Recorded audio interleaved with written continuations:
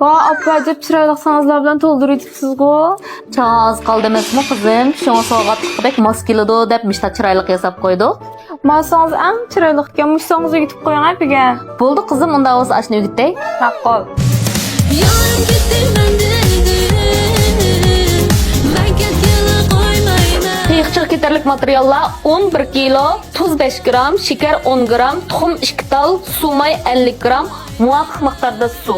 Kerekli materiallarni filmning arqa qo'yib qo'ydim. Lazım bolsa rasmga tartib alsangiz bo'ladi. Qiyiqchimizning barliq materiallarini silib, azroq suyini quyib, yaxshi aralashtirib olamiz qo'limizda. Men bek kichik o'lchamda qildim juma buni. Sizning uyda qilishingizga qulaylik bo'lsin deb unini silib olamiz.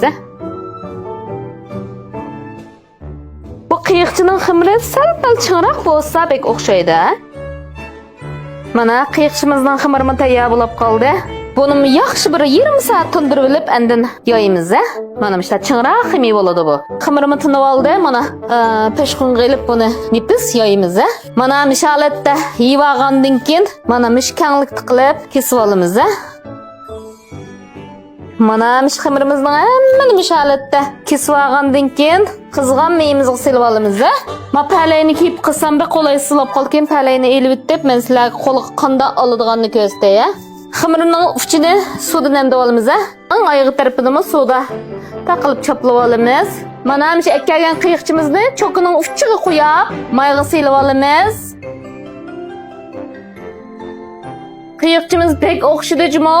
Men shunda isil yaxshi o'lchamlarni beryapman. Yoqtirgan bo'lsanglar, to'xtamay yuraklaringni aymay beringlar.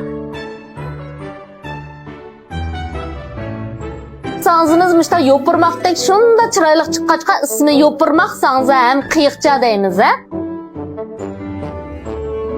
Mana sanzırımızны soğatlıqqa şunda peyzde yaqib qo'ydik. Egin olgan bo'lsanglar yurikinglar aymay beringlar-jimi?